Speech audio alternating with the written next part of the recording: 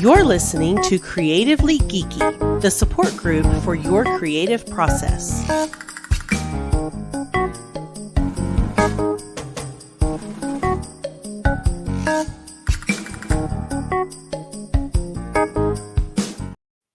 Hello and welcome to the Creatively Geeky Show. I'm your host for the evening, Eugene Stevens. Tonight I'm joined by Kris and Cyrus. How are y'all doing? Better. I just realized that your wife said the support group for your creative process, sort of like group therapy almost. A little bit, yes. Okay. A little bit. Ray is not joining us tonight. Ray is still feeling under the weather. And it is that time of year over the Christmas break. We were just talking beforehand. I thought I had allergies. May have had something more than that. But it was going around my family. It was going around in their family. So yeah, it's just everyone's just trying to get back together. So at this point, whether it be allergies or the flu, or there was actually a virus running around here hitting all the kids. So it wasn't a bad Christmas break. Could have been a little better. Although it was interesting having the boys sleep until like 9 and 10 in the morning. It was just like, what is going on? So they're just now hitting that age where it's possible. So, because up to this point, like 7 a.m., didn't matter what time he'd go to bed, Alex would be up. And now, like, he can sleep in. So it's like, yes, finally. So it makes it nice because you can stay up a little later and not have to worry about him, like, not getting enough sleep in the, at night and being kind of an ass, honestly, the next day. So, and he knows that we tell him, we're like, nope, you're an asshole when you don't get enough sleep. So anyway, this is our catch-up episode. So we're talking about the goals that we had set for ourselves a couple months ago. So this would have been our goals that we set for back in November. Yeah. Oh. So some of these may have been for things headed towards Christmas. So yes, even though we're recording in January, we'll be talking about, did we get those goals done? With that being said, normally I usually throw it to Ray first, and we'll go ahead and look at what he's gotten done. Okay. Because Kris can chime in there even though he's not here. So the things that Ray wanted to get done were, and these were just kind of general things. I had down kitchen tile, either a hard carving or play guitar. Yeah, that didn't happen. Okay, so tell us about the tile first. So the tile happened. That was my birthday present. That's what I wanted Awesome. for my birthday in November. So that because it was my birthday present, I was like, this is happening, and it happened. It took us all weekend to do it, though. Turns out we had a lot of backsplash. But yeah, it was good. I even helped kind of a little bit. I did some grouting and some wiping off of the grout. Nice. And I'm always cleanup crew. So, but Ray bought a tile cutter, and once he sort of got into the groove, it was pretty good. So it looks great. I love it. It's all done. So yeah, that's pics or it didn't happen. I do have pics. I'll send you some. Okay. Oh, all right. Yeah, and then the guitar playing didn't happen, and the carving didn't happen. I'm terrible. I send him stuff on Instagram on Reels of potential new hobbies. So part of that's me sending him stuff, him being like, "Ooh," and then going. So did you get him hooked on a new hobby? Is that what no, not yet? But okay. It'll happen eventually. Fair enough. He'll get something on. Yeah, I usually send him shop idea stuff from time to time, and then he'll send me stuff that it was on our wavelength. And he's like, yeah, no one else is going to care about this. So, but no, okay. So what's the tile look like? Describe the tile. I'm interested in this because I've got a little story about that myself. So, so we had a budget because we're doing this ourselves, and everybody knows that the moment you contract it, it's double the price. So it was. I wanted to keep it within the price range of the equivalent of us going away for the weekend. So that was the budget. And there's this type of tile. It's called a Zalej tile. It's 1,000 years old. It's a type of Moroccan handmade tile. They're squares. It's very trendy right now, as all things came back in trend. I was like, oh, I really like that. And then they're handmade. So that's No. So I found a dupe at Home Depot, except the dupe was $32 a square foot. So that was going to be like $2,500 for the tile. So Wow. that's not the weekend we were going to have it. Yeah, that's a hell of a Tile, weekend. yeah. So I found one that I wanted it to look handmade. So at Home Depot, I found it's like 3.5 by 13 inch white Subway, but it's bumpy, like it's wavy, so it does look like it's handmade. And it was $3.12 a square foot. Oh my. Much better. Much better. So I stayed in budget because we actually wound up having to do a lot of tile, but it's white, and then I wanted a really white grout too because I wanted it to blend in. I didn't want any contrast. And then we have white outlets and white outlet covers. I just wanted that all to blend in because the walls are burgundy. We like have, and then there's one big wall of just white cabinetry. So fascinating. Oh, just a second. Uh-oh. What happened? I don't know. We still have you. You're still here, or did something happen? Nope. All of a sudden, we can't hear her now. So, yeah. Okay. Well, it has her as muted, so I'm not sure what's going on there. But anyway, I'll have to ask her here in a second. Let me see if I can unmute her. Maybe. Can you pause the recording? You can't unmute your guest because they chose to mute themselves. That's funny. Well, at least I know that now. So if someone mutes themselves on here, I can't unmute them. That's kind of fun.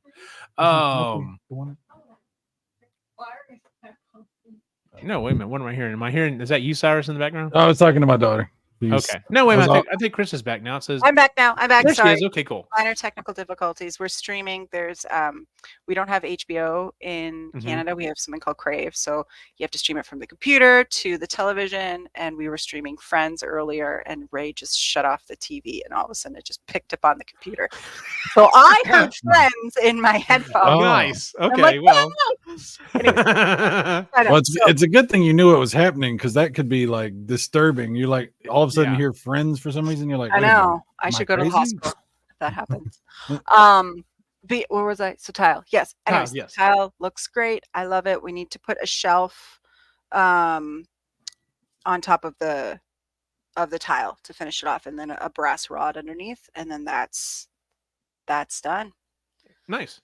Yeah, so we stayed under budget. It was in and around a weekend to like a local B&B or, little resort would cost. So yeah. Did you do any particular pattern with it, or just your standard brick pattern? Okay. We were playing around with different kinds. I wanted to do a vertical stack. That was immediately kiboshed by both Ray and Logan. And then I was like, okay, what about a horizontal stack? Again, I got nay-nayed. So we just did a standard traditional brick, which it would have looked good regardless because it's white tile, white grout. Yeah. So the pattern's not too important. I just got the wavy handmade looking tile without spending thousands of dollars. Yeah, let me tell you. No, I get you on the amount of the tile. So. Yeah, it was going to be a lot, and I'm like, it's not that much tile, and we started pricing it out, and it's like, oh. Yeah, and then Logan's going into interior design post-secondary, so we brought her along to Home Depot, so she had lots of opinions about which ones we should get, which ones we should not get, having to remind herself that this is not her style, it's our style. So yeah, I'll get to that in here in a second. So that's funny. So I got the tile done. So so what else? Is there anything else in the kitchen that needs to be done, or was that the final? No, that's the one of the biggest functional pieces that need to be done. And then, like I said, there's the shelf to be done, and then we have baseboards that need to be done, and cabinet doors for our uppers that have to be done. But nothing that prevents us from using the kitchen. It's all little things that don't have to. I mean. They need to be done, but they don't have to be done right away. So eventually the kitchen will be done. Just, it's going to take a long time. But it took us 6 months to do the original reno in the first place. So yeah. And well, you've done a great job up to this point. So thank you. Yeah, Ray. It's been Ray. I've designed most of it, but it's been his handiwork for all of it. I think, yeah, and it's IKEA cabinets, which have been fantastic. We love IKEA cabinets. Oh yeah, absolutely. They're great, and they're really hard wearing, and because they're IKEA, you can, if something breaks or you need something replaced, you only need to get like one component, and it's easy to get.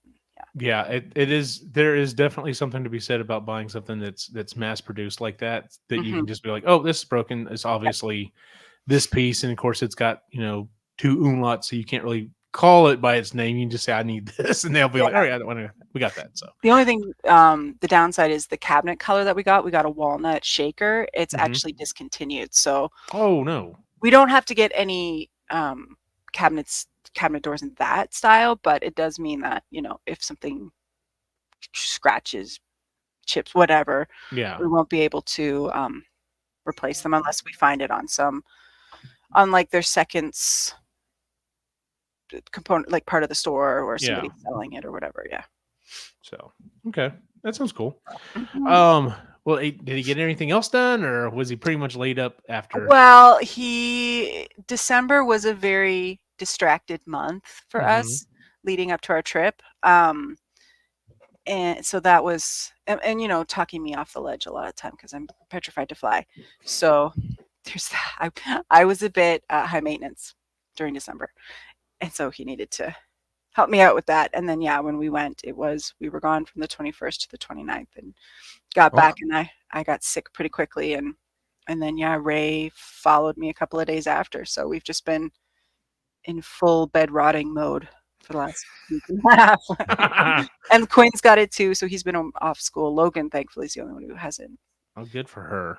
Her lack of affection is working out for her. She hates to be touched, and it's worked out. Yeah, that's hilarious. I was gonna say, I don't know why you would be petrified to fly. It's not like doors fly off of airplanes while they take off. I know. Oh my! I was like, is this a real story? Is this really happening? And yeah, I have to stay away from those, or Ray will never get me on a plane again. Although I did say, I'm like, every 4 years seems to be good, because that was the last time I was on a plane, was about 4 years ago. So, and it wasn't that bad of a flight. It was a little bumpy on the way back, but like I need to be medicated. I'm a delight. Just do you like Mr. T? Just here, drink the milk.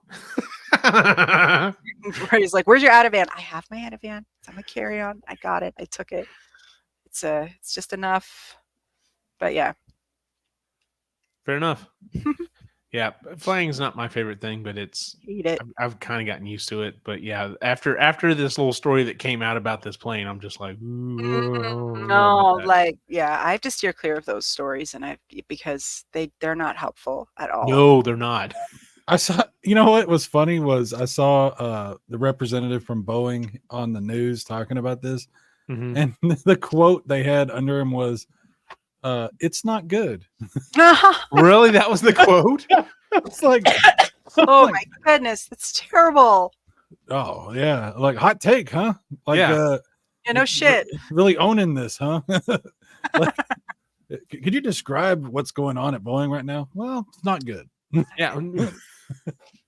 At least it's one of those things that the only upside is it kind of, and I mean, Mythbusters have done this as well, but it really disproves the whole thing that you're used to from the movies. Like someone shoots like just like a 9mm through, and all of a sudden this huge gaping hole opens up, and everything and everyone is sucked out or whatever. And then you see it like, the whole door blew off, and what happened? I think someone lost a shirt. It's and a phone, a shirt and a phone. A shirt and a phone, and it's just like, okay, maybe we need to rewrite physics. Helpful though, it's still not. It's not ideal. No, it's not ideal, but it's definitely not what we've been triggered to believe after years and years and years of watching movies. The whole door flies off the sides of a refrigerator, and a little kid doesn't even fly out. His shirt flies off, and he's fine. He's still. I'm like, wow. Well, that's interesting. It's the same thing I thought. Yeah. But you know what? We see like paratroopers, they open the side of the plane and they jump out, and nobody gets sucked out, Yeah, you're right. We probably should have already thought about that, but Yeah. but you have this persistent image in the back of your brain from watching movies that all it takes is this little bitty hole, and all of a sudden the whole thing's just gonna come apart. Well, see, and I don't understand the physics of flight. Like, I don't get it. Like, it Yeah. just it doesn't make sense. I understand people know how it works and they make it happen, Mhm. but I don't get it. So then the little millimeter that is completely plausible in my head. Well, yeah, That's I don't know. Exactly, Sure, yeah. I believe that. I don't know. Yeah. But I mean, even when I'm on the plane and I see the wing going like this, I'm just like, oh, and I have Oh, to I keep don't see the thinking, window. no, wait a minute. I have literally watched the video where they test the wing and the wing like curls all the way almost to this point and still doesn't break. Yeah. And it's just like, so this is nothing. But still, to me, it's just like, Mm-mm. no, thank you. Hard pass. No, thank you. Nope. Yeah, hard pass. Nope. Yeah. Okay, well, I'll go next real quick. So the things I had down here were starting to prep for the move. Yeah, I not really, no, that hadn't happened. There were actually I had several things on my to-do list that I wanted to get done over the break, and I just was like, no, I'm on the break. I'm going to spend time with my family, enjoy the time off. So just kind of kept kicking that can down the road. Of course, that means I've got more stuff to pack. But anyway, let's see here. So things that I did get done though. I told myself I wasn't going to work on any more projects, and I've kind of started working on a project. Not super fast or anything, but I've got these two. So Spirit Halloween put out proton packs. Oh, geez, years ago, like 2 or 3 years ago, maybe even longer than that now. Anyway, they put out these proton packs, and at the time, it was literally the only like commercially available proton pack you could buy. But they're about 80% scale, so they're not. They look small on an average size human, but for like a kid, they're great.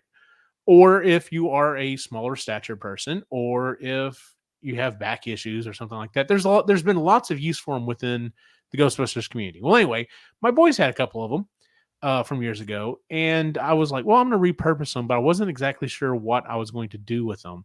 And I've finally figured out what it is I want to do.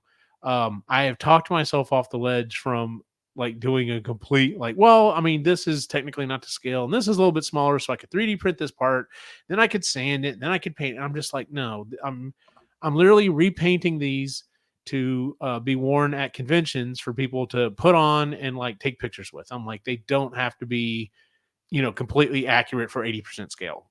Don't do that to yourself. But I have started prepping, like getting at least one of them apart so I can kind of see what's on the insides and everything. And I haven't started painting yet. The problem with painting is like I said, I'm currently trying to sell my home, so setting up a drop cloth on the back porch to spray paint stuff is probably not my best idea right now. In fact, I don't even know if that would fly with Christy at this point. So we will see how that's going to go. But that may have to be like a setup project, get it painted like overnight, and then immediately clean everything up. But I have started working on a couple of projects, which is cool. But other than that, like I've kind of been laying low. On the other hand, more things have been going on with the house. So we have they've got the walls up, they've got the roof up, they've got all of the shingles on the roof, they have the ducting in the house. And yesterday I actually went over and talked to the electrician about where they're putting all the switches and electrical outlets and all that other good stuff. So it's moving right along. In fact, it seems like it's running pretty fast at this point. But so the other thing about this was Christy and I were hoping over this Christmas break that we were going to be able to go. We need to go to 2 different places. One to pick out things like tile and paint and that and type of stuff, and then to go pick out things like fixtures, door handles, electrical, fixtures, stuff like that. And unfortunately, we weren't able to do the one. We're actually scheduled this coming Monday on MLK Day to go pick out the electrical light, the fixtures, the door handles, all that stuff. The other thing that we did do though is we went and picked out like the tile for the bathrooms, and it's actually going to be, it's not wood, it's tile that looks kind of like wood. We're going to do that, and we picked that out, and we picked the house paint and stuff. Finally. Because we went in, it was me and Christy, and then we went in and we I didn't think we were that long, but we picked the colors, and the biggest hang up was the cabinets. And it's because originally she wanted something really light, and so they did this. They did kind of just honestly just kind of like this stain, not even a stain, just kind of like a sealant on it, and it kind of made it look more yellow than she wanted. And then they had a light gray, and the more that's originally what she wanted to go with, and the more she looked at it, the more purple it looked to her. And so even after I thought we had everything picked, it was still a couple of days afterwards of second guessing and going back and looking at this and looking at that, to the point that the gay best friend had to come up, and thank God Chad was here. Chad and Sam helped vindicate my I'm like, Christy, I know you're looking at this picture. I know it looks a little different in the picture, but remember the picture's probably been edited. I'm like, you've seen this color in person, in the sunlight. Like, this is what we need to go with. Anyway, so we finally have all that stuff finalized. But the funny thing I was going to tell you was, so like we're doing, it's kind of a dark gray. Well, not dark gray. It's kind of a grayish brown flooring. The cabinets are going to be kind of like that. The countertops are going to be like a white marble. It's not marble, but it's whatever. Granted, it's a white granite. And in all of the bathrooms, we're doing with white countertops. We're doing the same color of the wood or whatever. But then, like the tiles for the bathroom in the shower and stuff is going to be like a white subway tile. And then there's going to be like black. It looks kind of like stone down at the bottom, and so that's what we're going with. So basically we're going with black, white, and grays, which is very much the color schemes that are going right now. But as we're going through these sheets of different colors and different tiles and stuff like that, I find some of these tiles, and I swear to God, there are some of these tiles on here that look like they are wrapped in aluminum. Like they just look metal, completely metal, and they're shiny. And like it would be like doing an entire kitchen in stainless steel. Like everything would be stainless steel. And all we could think was, Nick would love this because he loves shiny, sparkly things.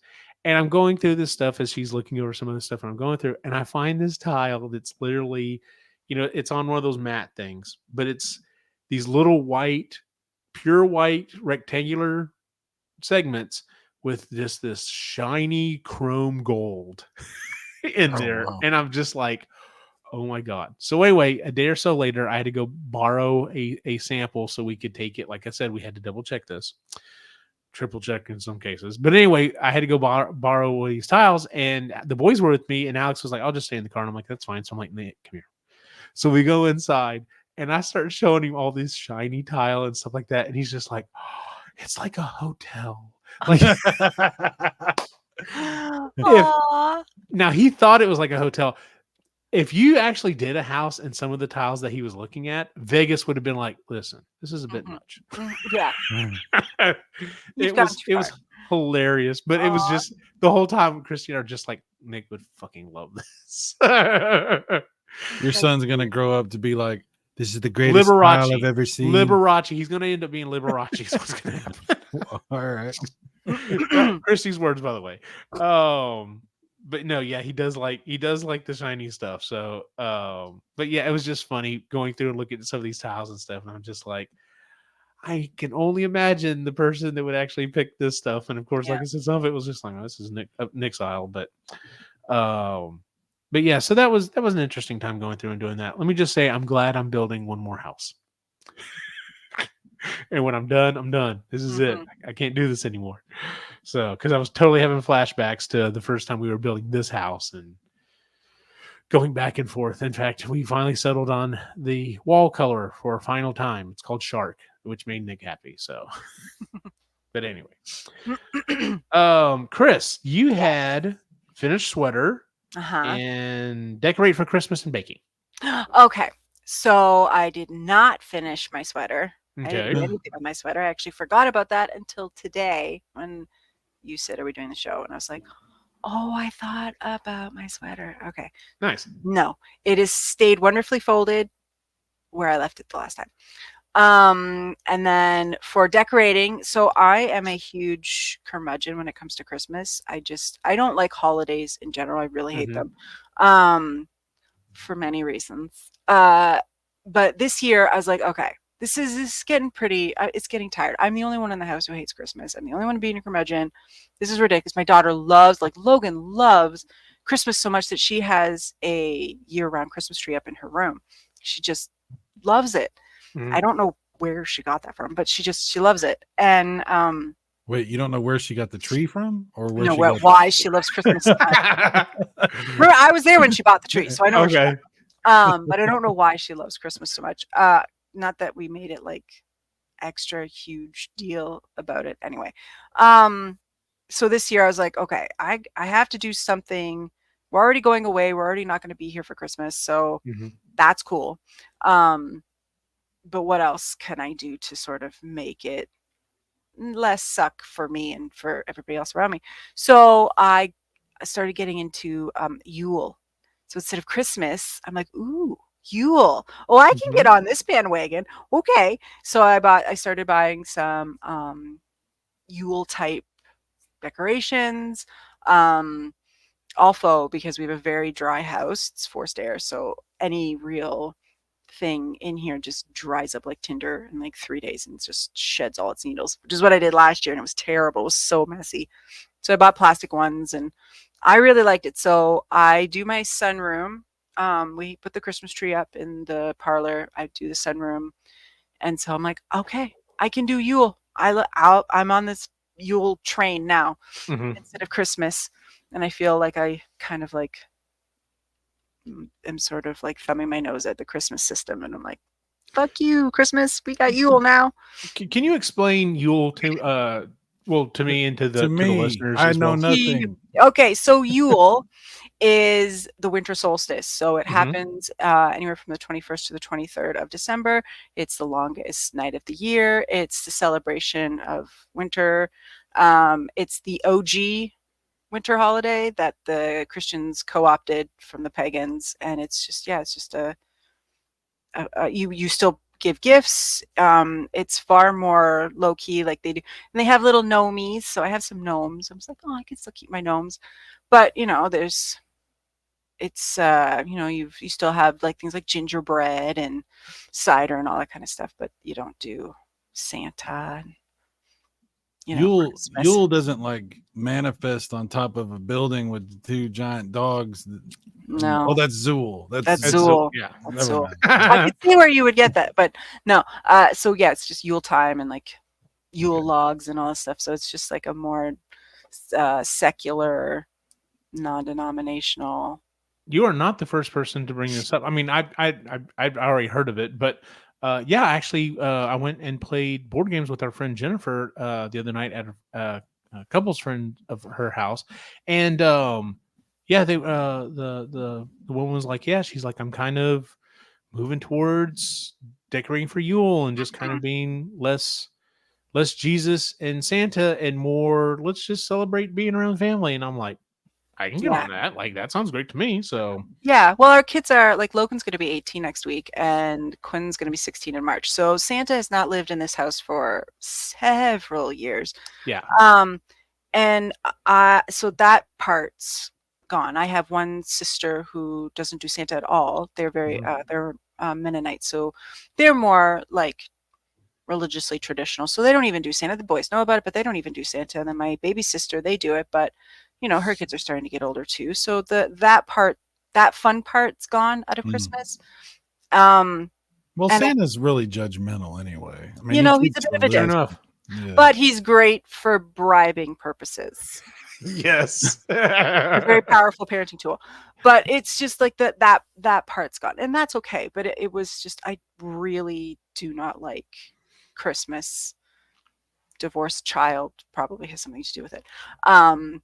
But yeah, and I was talking to Ray, and I'm like, well, when the kids get older, they grow up, they move out, they have significant others. I said, instead of them trying to figure out and fretting about, well, who do we spend Christmas with? I'm like, well, they can spend Yule with us.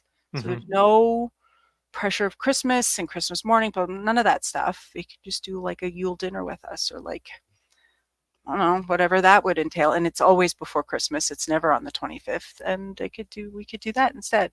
And then there's no fighting over holidays. So then I was like, oh, what other holidays can I turn into this like secular thing? So I can actually like halfway enjoy it and not suck the fun out of everything.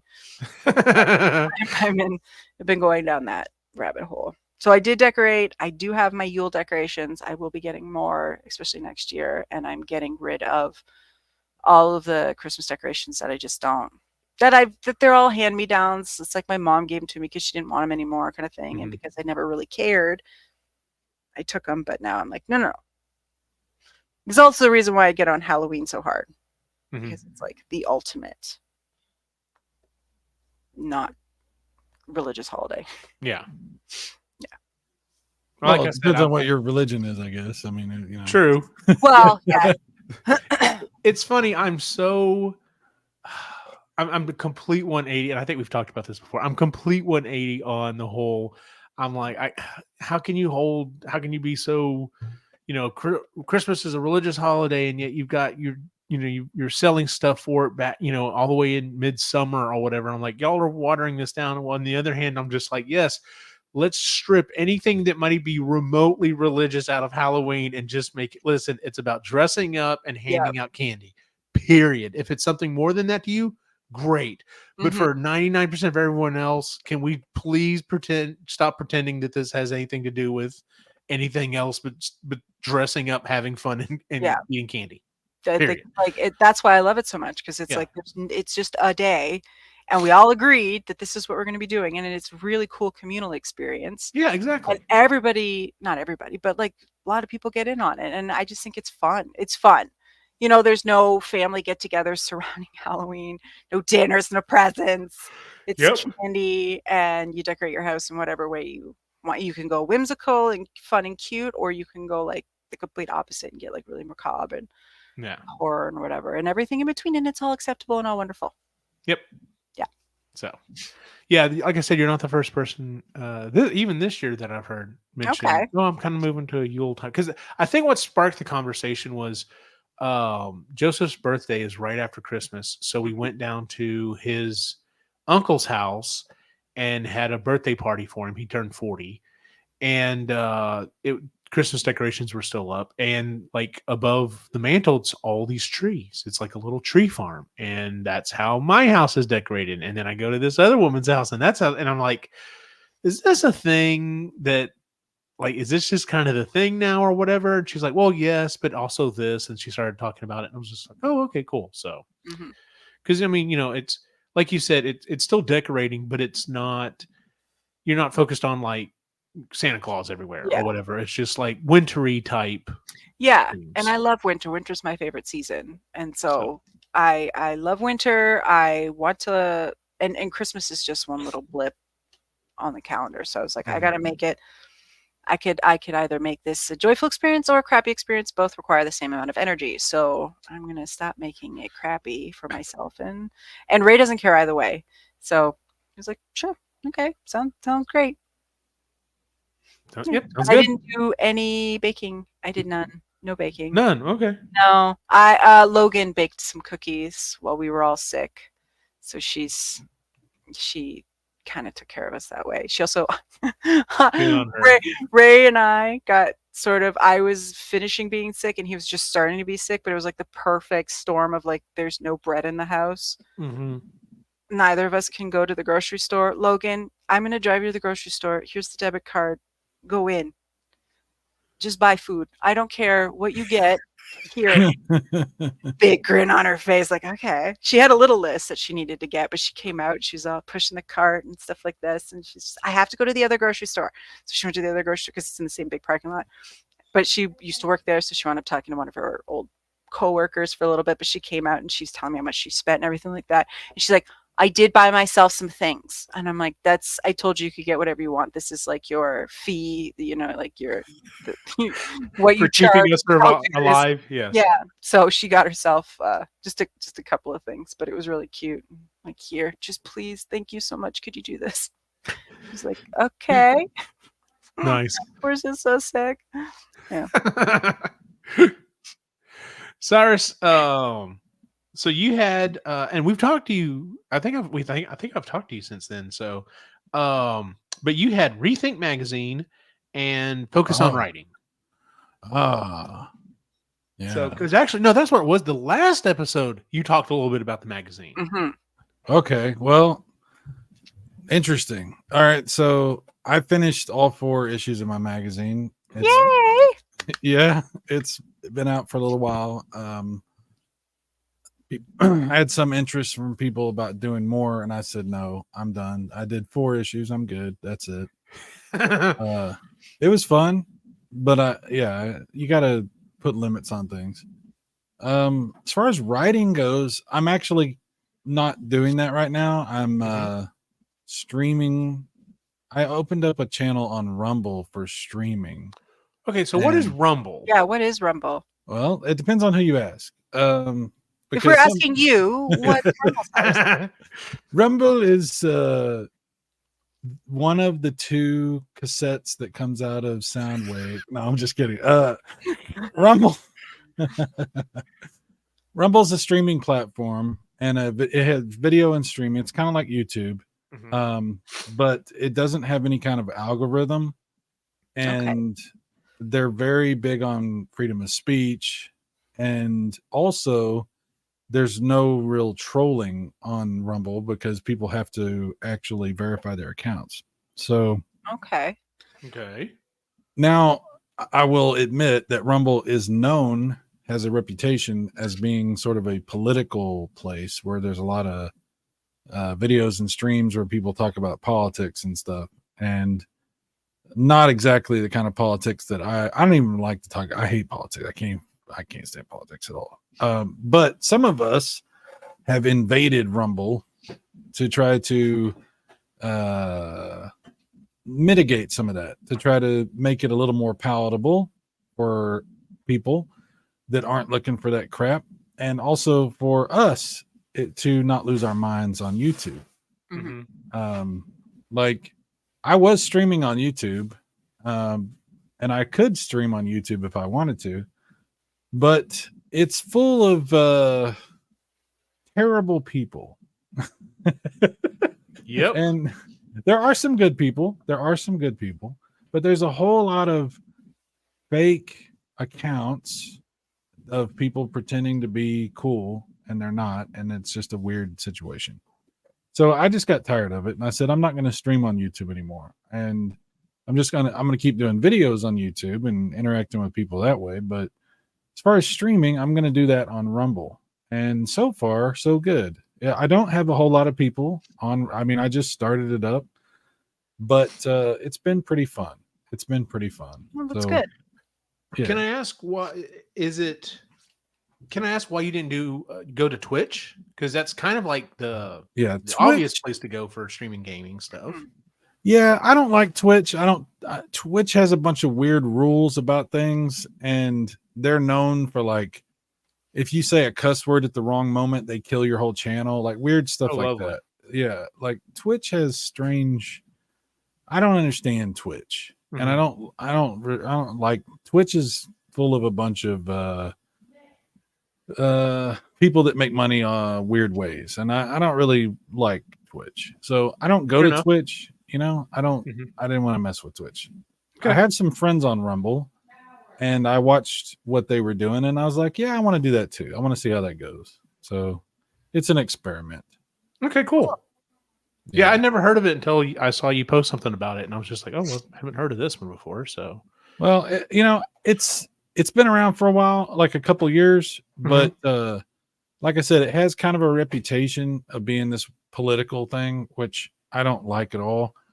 But like I said, there's some of us that are on there that are trying to just do our thing and ignore the political stuff. We'll see how it goes. Like, I'm not like. I don't, I'm not invested in Rumble. I'm not paid by Rumble. Well, I guess I am monetized there, but I'm not like, this is not an endorsement or whatever. You know what I'm saying? I'm just experimenting. If it continues to go well, I'll still be there. If it doesn't, then I won't, So, yeah, but it's good so far. It sounds a little bit like how, especially the maker community, kind of started jumping in on Twitch and was just like, yeah, this isn't specifically video games, but I'm just going to keep doing my thing here until they kick me off. And then when it started to become a source that, people started using constantly, they were like, well, I guess we have to let y'all in now. So yeah, we're not going to turn down the money. I'm just saying. Pretty much. Yeah. Yeah. So, which actually, so normally on this show, we kind of moved away from having a topic, but I did want to bring this up because, how sometimes you speak something into the ether and all of a sudden it starts coming back to you. I don't know if that's what's happening here or whatever, but Ray shared a video from what's his name, Matt Pat, the guy who does series. Yeah, and he was talking about how a lot of YouTubers are leaving. They're leaving for one reason or another, and I wanted to talk about this a little bit because I actually had a video come up in one of my feeds today of someone that was just like, I'm not leaving YouTube, so don't worry, I'm not leaving YouTube, but I'm definitely cutting back. And he's like, the only reason I'm making enough money that I don't have to go get a normal 9 to 5 right now is because of my Patreon. He's like, thank you again for everyone who supports me on that. He goes, but I don't make anything hardly now on YouTube, mainly because they have kept pushing the shorts, and you can't really make any money off of the shorts. Like there's a few people that, are big enough influencers that are maybe making a little money that way, but they're like, my sponsors don't want to pay for a 30-second to 60-second video. Like they have no interest in that. Like they want me to show the product, whatever it is, and not necessarily do a review, but how you can use it in your projects. Because most of the people I follow on YouTube are makers. And so I've had the first one kind of break into that sphere. Of course, Matt Pat also said, a lot of it is also just burnout. Like he's like, I've been doing this for over a decade now, and that's a long time to be doing this. And I was like, yeah, I can imagine, because there's so often I go through my subscriptions on YouTube, and I'm just like, oh yeah, I remember them. When was the last time they did a video? And you just kind of fade away a lot of times. Well, I'll tell you this. Amongst my friends who are YouTubers, some of which are bigger on the platform than others, we've had discussions about how the community, if you want to call it a community, is so different now from what it used to be just a few years ago. Back in I want to say maybe 2016, 2017, YouTube was a very different place than it is now. And back then there was a lot of excitement. There was a lot of people that were genuine with what they were doing. There was a lot of the community was supportive for the most part. There wasn't nearly as much of this self-destructive stuff as there is now. It weighs on you,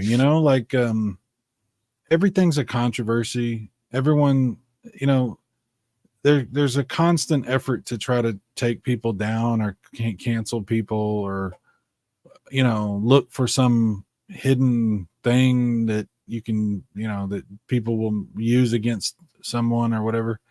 It's just a strange place. It's a place where the people that have been obsessive and toxic have become much more accepted. And the people that were genuine and were just trying to do something, fairly standard commercially or whatever, they're being run out the door. Yes, burnout is a big part of it, but a big part of the reason for the burnout is it's just a difficult place to be in. There's so much. I mean, the behavior, you guys, I don't know how much y'all are aware or how much y'all have to do with what goes on YouTube, but it's it's not good. It's not a good place. That's what I've been hearing. Yeah, it's a really bad place. And it just seems like it's getting worse. It seems like, the good people have gotten tired and have gotten run out the door and are burning out and leaving, and they're being replaced by the people that feel like they're entitled to be like they think YouTube belongs to them, you know. Mm-hmm. And maybe it does. Maybe YouTube does. And you know, things come and go in time, you know. And there's been so many changes that have happened. I'm not just talking about for YouTube, but like our society, our the way we buy things, the way we interact with each other, the way that we get entertained, you know, what we think of as entertainment, you know, so much of that is changing, you know, so much of that is, you know, the movies are all, I mean, all the movie studios are in trouble, you know. Oh, yeah. It's not good, you know. The music industry is basically gone. Like it's all independent now, and it's crazy. Yeah, it's TV doesn't even exist. Nobody watches TV. Nobody even knows what's on TV anymore. You know, people watch their shows on services, and you know, well, the monoculture is basically gone. Like, yeah, because you know, I hear older people, and of course, we grew up in this as well. But you know, I remember back in the day when there were 4 networks, and Fox was the brand new one. Yeah, and like something new would happen. It was like, well, did you see this? It was like, yeah, because it was either this or the other 2 shows. yeah. And now, like, there's so much stuff that you can't even. Have you heard of it? Have you even heard of this show? Have you even heard of this service that this show is on? And there's no way to keep like the idea that something's going to get, you know, millions upon millions upon millions of views is very like it's futile for you know, cable television. Like there's YouTube streamers that get as many views as you know, cable stations do right now, and it's crazy. Yeah. So yeah, the idea that everyone's going to be behind something, and like I was telling someone the other day, I'm like, yeah, I said I kind of really want to go see Godzilla -1 because I've heard nothing but good about it, but I haven't had a chance, and I'm afraid it's going to, you know, slip out of the theater before I know it, because if they, you know, if the studios now are like, oh, it's not making as much as we were hoping to, you know, within this week or whatever, they just pull it. Like we'll put it on the street, whatever streaming service in 2 weeks now. And I mean, that's kind of good if you have that streaming service. But on the other hand, I'm like, it's a Godzilla movie. I'd kind of like to go see it in a big theater with big speakers and, you know, everything else. I mean, I've got a decent system at home, but it's crazy that you have to go, if you want to go see something, you've got to go see it now, like as soon as it comes out. Otherwise, you know, you may lose your shot. And I remember back in the day, it was like, you know, movies would come out and stay in the theater for months and months and months. And you know, and the generations that are coming up, the young kids, a lot of them, they don't even watch the kind of content that we watch. Like Nope. they don't care about shows or movies. They don't watch that stuff. They do their you know, TikToks and their stuff like that. That's their version of entertainment. Like it's all, I mean, what the world we know is on its way out. It's interesting. It's very weird to watch the kids' childhood versus our childhood, right? And even their friends, like my daughter, like Logan knows she comes from a weird family, but it even becomes more so when she's around regular people. But then she'll tell me these kids that she goes to school with haven't seen like Ghostbusters or all these movies, and I'm just looking at her like, I'm sorry, what? Who are these people's parents? Why are they not showing them all of this stuff? We have this like huge catalog of all these like wonderful TV shows and movies that are now more readily available because of the streaming services. But you have to have 18 of them in order to watch all of the stuff. But yeah, she just doesn't. Now she knows them all, and she, you know, reluctantly will like get pop culture references for them and stuff like that. But yeah, like TikTok. Quinn doesn't have TikTok, but Logan's got TikTok. And the way that they communicate with each other, like it's Snapchat. They don't even text each other anymore. It's all Snapchat. It's all over some sort of social media platform. And yeah, the way they watch everything is just, it's so different. They'll never understand the urgency of like commercial break. You need to pee. and your sibling is screaming at you that the television that it's coming back on. Yep.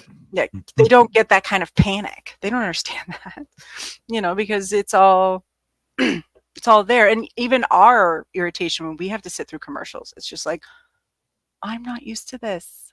Yeah. So when you have to sit through like 2 minutes of commercials, you're like pulling at your eyes. But yeah, it's very, very, very different. And then, what are their kids gonna grow up with too, right? Oh, I can't What's even the next imagine. evolution of that?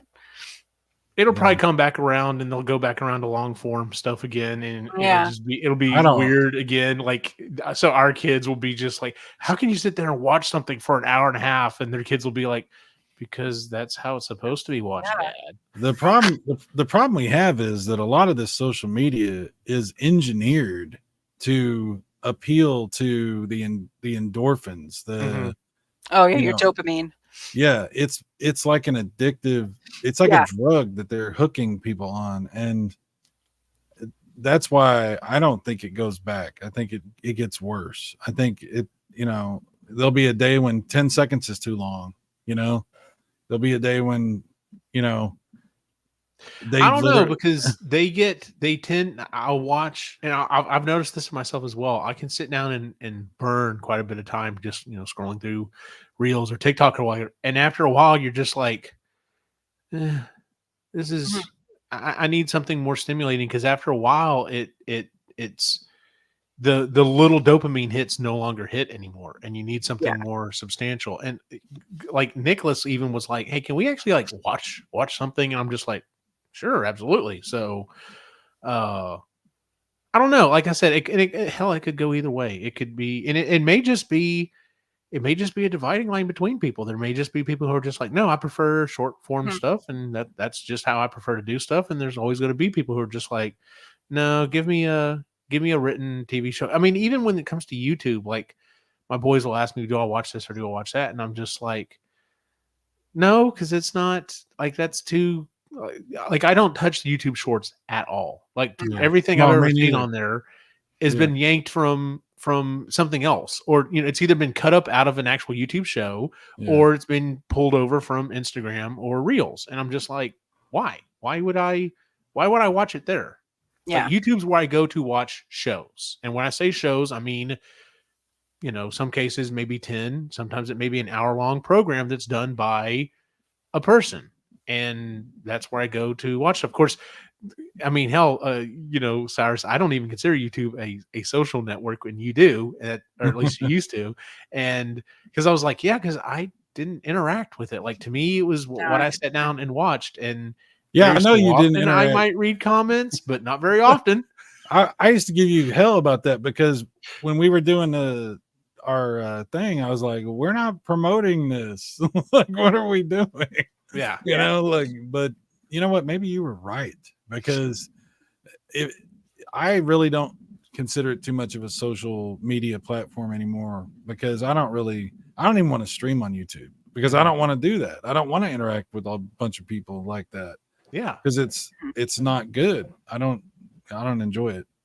But I just wonder, with everything it kind of seems to be coming to a head. A lot of bigger YouTubers are leaving for one reason or another. I mean, there's multiple different reasons we've been listing here, but I wonder if they realize they're about to maybe shoot them. It's kind of like Facebook. Facebook is still the 800-pound gorilla social media out there, even though the kids are clearly not using it. But it's like, is there going to be a time without Facebook? And I wonder the same thing for YouTube. Like, is YouTube's time getting close to maybe ending and something else is going to take over? Or is it just going to be, no, YouTube's always going to be a thing, it's just not going to be the thing? I think YouTube will evolve, and it will evolve in a bad way. I think the shorts are the future of YouTube. And I think that's going to be its downfall. Yeah. But I think, but, and the reason, I'll tell you the main reason I think that is because I know that I've seen some of the inside baseball on how YouTube works, and it's never made money. YouTube doesn't actually make money. Yeah. And that's, you can only do that for so long. At a certain point, you have to say, okay, what are we doing? And that's what the shorts are all about. is because they know they got to do something, and that seems to be where things are headed. And I still don't understand how they're making money on it, because the people that are making the content are not making the money on it. Oh, hell no. Sure. Like, it's gotta be the advertisers. Yeah. But that's the whole thing, though, is YouTube is basically like a scam. It's like a way to convince people to make, like, to produce content for almost nothing, if anything. You know, most of the YouTubers, like, there's a few YouTubers that are really successful, but most YouTubers are not. Most YouTubers have a few subscribers, maybe a couple hundred, maybe a couple thousand, and they make almost nothing. And they do a lot of work for almost nothing, you know? Yeah. And that's the business model of YouTube, is to get people to make content for nothing, you know? And they can set up their Patreons and they can do all that, and they can try to figure out how to make a buck doing that, but that has nothing to do with YouTube. No, yeah, YouTube is just the front end, essentially. Yeah. So I don't know what I think everything would have fallen down a lot quicker had Patreon not stepped in and been like, oh no, yeah, we can make it so you can pay your person directly. And then of course, you know, most of them are like, well, then I'll do additional shows or I'll do additional content or something like that and I get that, because I do subscribe to some different people on Patreon, you know, to get additional podcasts or 3D print files and stuff like that. So I'm like, you know, I'm fine with giving money directly to the person. But yeah, you know, a lot of the YouTubers I follow are just, you know, especially if they've got another show, you know, kind of more of a behind the scenes show, they'll just flat out say, they're like, oh yeah, I don't make my money from YouTube. Like it's all from Patreon, or because I have a book, or because, you know, they've got, the smart ones have gone on to do other stuff and figured out other things. The ones that were just counting on YouTube, I don't even know if they're still around anymore. They probably all had to go back to a general 9-to-5 job. But there's also something we said for just having one career. Yeah. Too, right? Like, you don't have to have the one career for your whole adult life and then you retire from it and then that's it, right? So Matt Pat saying like, I'm just done. Maybe he just doesn't find it creatively fulfilling anymore, and he has the time and space and money to take a step back and figure out, okay, what's my next career? What's my next creative step? Because I think you could, like, I follow the Vlogbrothers, and the Vlogbrothers, that's Hank and John Green. They've been doing it since YouTube started, and I think Hank's a year older than me, and John's a couple years older than that. But like, they have stuck to their form. Hank's gone off and like done a bunch of stuff. He understands the internet, I think, in a way that most YouTubers don't understand. He's really good at seeing trends, and he's very good at monetizing what he's good at. And he should do a masterclass in it, because he's managed to make himself a multimillionaire with jumping off of the Vlogbrothers. Mm-hmm. And John just writes books. He doesn't do anything else. But they've stuck to their 4-minute video format, talking back and forth for 15 years. Wait, how old is YouTube? 15 years? 16 years? Wow, however old it is. But you have people like Jenna Marbles, who just up one day just decided, nope, I'm done. And she was done. And then she hadn't been back in like 10. She's been gone for a really long time. She was one of the first big YouTubers to just say, no, I'm done. Yeah. And it could be as simple as, I just don't want to do this anymore. You know, maybe it is a lot of work, and they're just like, it's not feeling like it did 5-10 years ago. I'm a different person. I'm interested in different things now, and this is just not for me anymore. And TikTok, if you want to make money, you go to TikTok, and not everybody wants to make 3-minute videos and stuff like that. But I just think having one career and being in the entertainment industry is a very taxing thing. Like, you really, really have to love it, and you really, really have to understand what you're doing, because it looks all shiny, right? Like, it looks very alluring. Like, ooh, come be a content creator. It's like, okay, wait a minute. It's not that easy to be a content creator. It's it is bullshit, potato, no substance that you can probably churn out pretty easy. But yeah, if you want to have anything of substance, we all know that takes work. it takes a lot of work, and it takes a lot of, and it's everything has to be the hill you want to die on. The moment you put it out, you have to be willing. That's the part, because everybody's got something to say about it, because they all have access to everything. So it's not for the faint of heart. And if you try it and it didn't work out, that's okay. But this is why I always say I'm not actually a YouTuber, because my interest in putting that kind of effort into a YouTube channel has been gone for quite a while. Like, and that's fair. I hang around to entertain myself and a couple of other people, and that's pretty much it. And if anybody sees what I do, it's just whatever. I'm just trying to hang out and just goof around. I don't have a goal. I don't have any strategy. I'm not trying to like, if something starts to take off, I don't like follow up on it. I'm the worst. I don't care. I'm just there to goof around, and I deliberately sabotage myself at every turn. Like I do that. I try not to make any money at all from it, because I don't want that, because I know once you start doing that, I know exactly what happens. And unfortunately, the community that I have decided to surround myself with has a serious problem with negativity and weird stuff, and it's really bizarre. And so anyway, my point being, the less serious I take it, the better for my mental health. So I have quit before, and out of boredom I came back to it pretty much. But coming back has not been the same as it once was. Like, I don't produce a show, I don't do a bunch of stuff. Once in a while I might get I might decide to edit a video and do something, but it's like, I'm not trying to do anything there. I'm not trying to be better than someone else, and I'm not trying to build up something or whatever. It is what it is. And I see a lot of people who, what you see a lot of, this is what you see a lot of. A lot of people will think it's super easy to be successful on YouTube. They have absolutely no idea, like, how much you have to commit to what you're doing. And I'm like, guys, go ahead. And then when they don't have immediate success, they get pissed off. And I'm like, what did you think was going to happen? You thought but there's so many people that just genuinely have this idea in their head that they're like, oh, I could do that. I could, it's like, okay, do that then.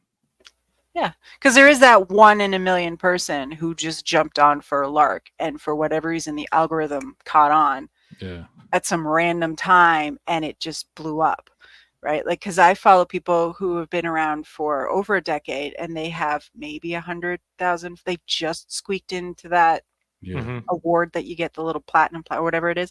And then there's one woman I follow. She started during the pandemic, and she has over 600,000 or 700,000 followers now.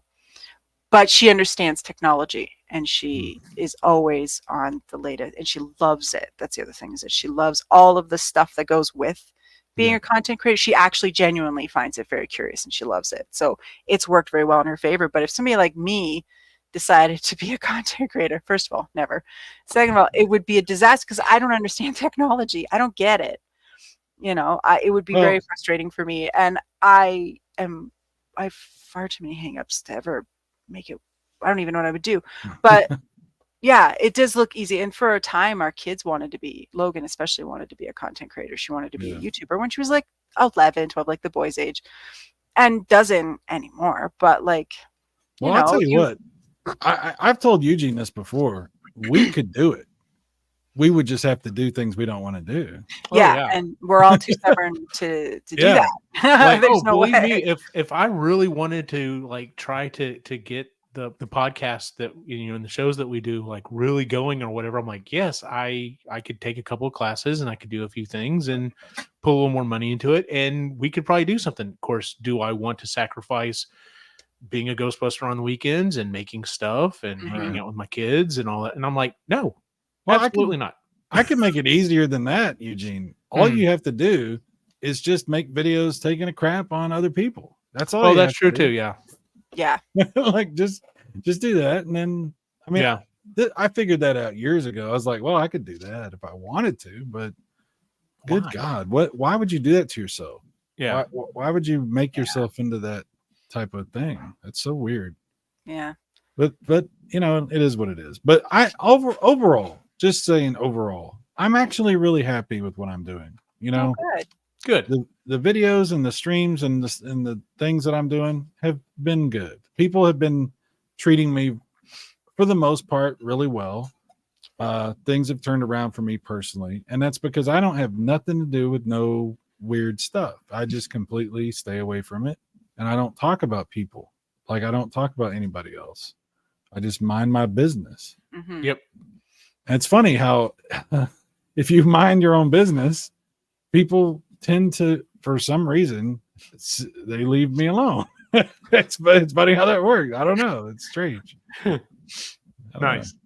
Well, I didn't mean to go down a huge rabbit hole with that, but I just wanted to bring it up because, like I said, it's just kind of funny that Ray had sent that video, and then literally like the next day, someone just in the wild in my feed was just like, yeah, hey, so I'm not leaving, but I'm also not putting in the effort like I used to, just because I've changed, things have changed, and everything else. So I just wanted to kind of bring that up, see if anyone else was seeing that. So, all right, let's get.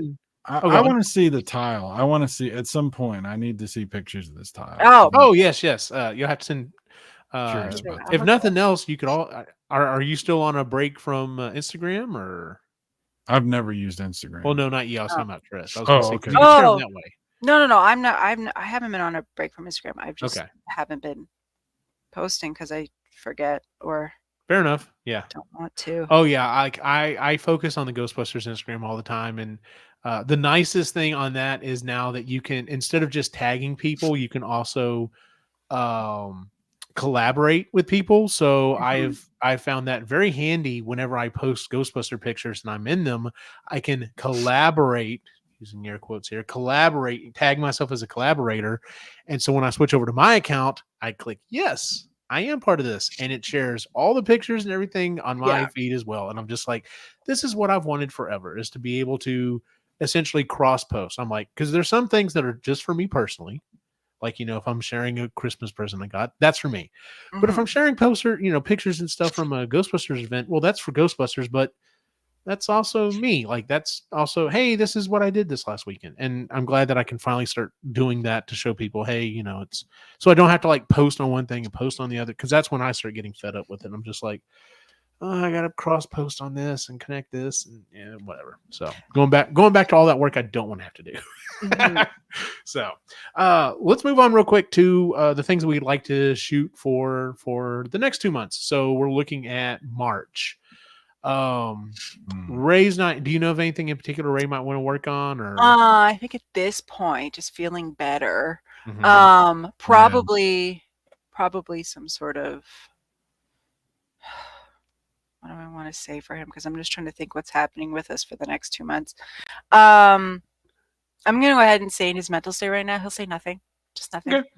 Just sounds good to me. Feel better. I hope he feels better. He will. He just, we're both big babies when we get sick. Yeah. Well. Yeah. So are you so when Christy gets sick, she never completely goes down, but she stays at 50, 60, 70% for a long time. Whereas I'm more prone to go down 100%. I'm in the bed, can't get out for a couple of days, and I'm up. I'm good.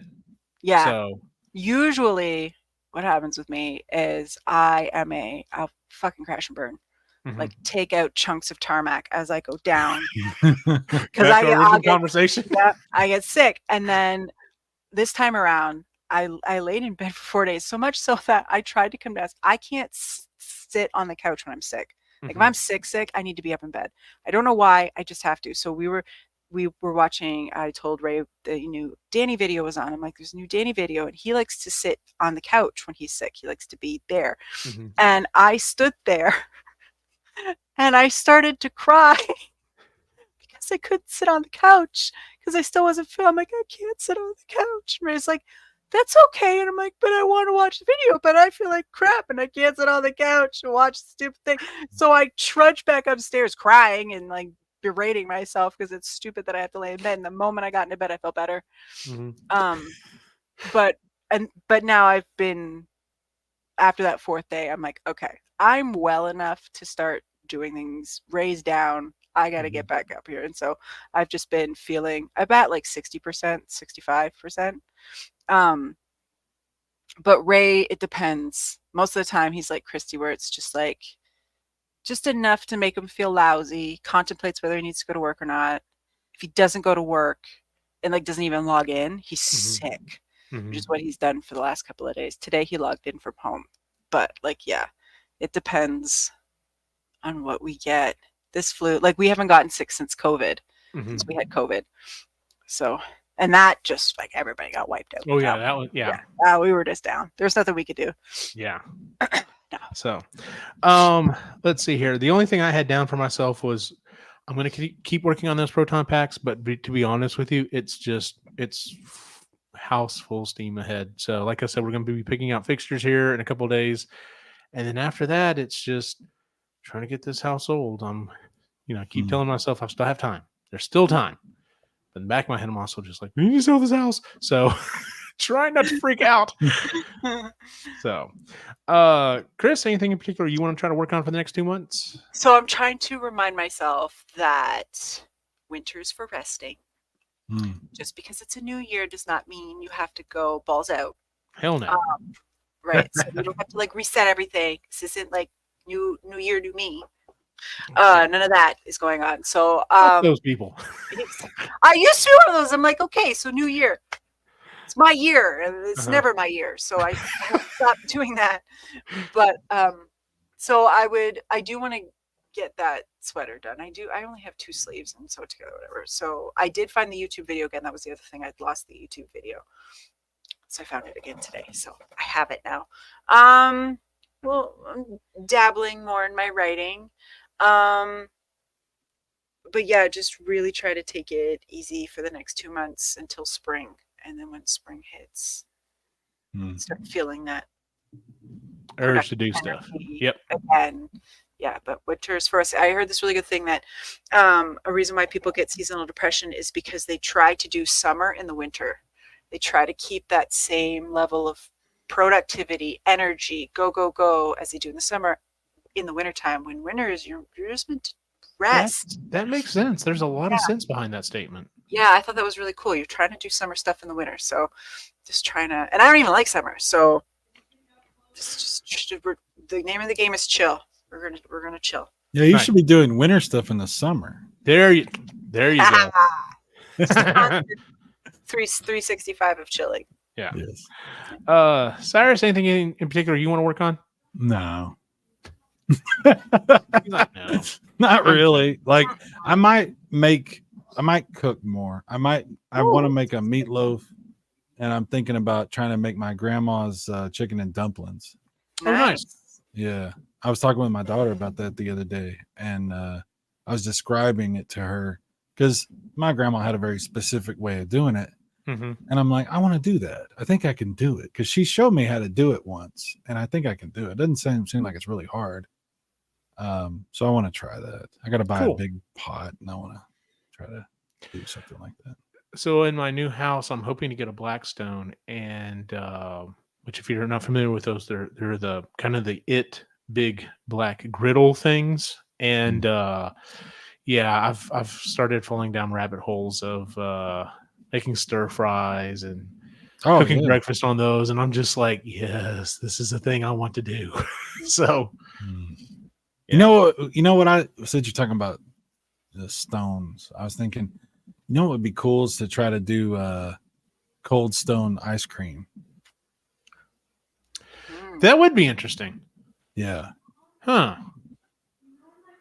Because yeah, that would be interesting. I don't know how to do anything like that. I would assume it would be just like something like a marble or like a marble slab. Slab, put in the freezer, and then that's what you're using to essentially chop everything else up on. So I just think that idea sounds interesting. Yeah, well, I mean, I see, and I'm definitely in the camp of lots of stuff in the ice cream. Like I love Rocky Road. I love ice creams that are just like, oh, it's chocolate, and no, just chocolate. I'm like, oh, okay. That's sad. No sprinkles, no cookies, no chocolate chunks, nothing in there. Just okay. So, oh, come on. You brought up chocolate. I have some trivia I want to ask you if you're aware of. Okay. We were talking about chocolate. There's another conversation I had with my daughter the other day. I saw this maybe it was on Facebook. Did you know that German chocolate cake is not German? Yes, I literally learned that just a few months ago. Yeah. I was like, what? My whole life is a lie. Yeah. It's from Texas. It was. And when I learned that too, then when you learn it, you're just like, well, yeah, that totally makes sense. Like, because it's like, why is there why would German people use coconut? And I'm just like, why would they? It was weird, and I'd always wondered about it. What's so weird is like my dad's favorite cake is German chocolate cake. My dad lived in Germany for like years and years, and I wonder, did the Germans sort of just adopt this and think that they even they think that they came up with this? I mean, I don't know. I don't know either, but yeah, when I found that out the other day, I was just like, what? Because I was like, well, I always figured a lot of people would say, well, yeah, you think of Texas things, brisket, so German chocolate cake, and I'm just like, is it because there's of the German towns in Central Texas, like Fredericksburg and stuff? I thought, well, maybe that had something to do with it, but I was like, I didn't realize it was because the dude's last name was German. Yeah, yeah. It was this lady who wrote this recipe for the what was it, the Fort Worth Star Telegram or something like that, yeah. And she just included German chocolate, the chocolate that the guy was it was named after the guy that came up with the particular type of chocolate, and it just got branded, and ever since then, it was crazy, so bizarre. Anyway, just I don't know why I thought to mention that, but no, I literally learned that a month or so ago as well, so I guess it was making the rounds or something. So weird. But, it is funny. Well, all right, ladies and gentlemen, that is our show for the month. If you would please give us a 5-star rating on iTunes, Google, wherever it is you listen to the show. You can watch us on YouTube, even though we've talked bad about it, but not live. But you can watch the show if you wanted to on YouTube. You can find the show on epicallygeeky.com, where you can find the rest of the shows we do, including the Epically Geeky Show, the Marginally Geeky Show, and Sustainably Geeky Show. We are somewhat active on social, pretty much just saying, hey, new episode, go check it out. But if you're subscribed, you automatically get that. And you can find us at Epically Geeky on all those. Where can we find you online, Kris? On Instagram at Moody Midlife. Cyrus? I don't care. It doesn't matter. Don't look for me. Don't worry about it. Fair enough. Don't look for me. And as always, you can follow my individual wacky adventure online at Optimus Jane on Facebook, Instagram, and that's it, because I don't care about the other two. So the 15, however many social media networks are now. For everyone on the site, have a good night.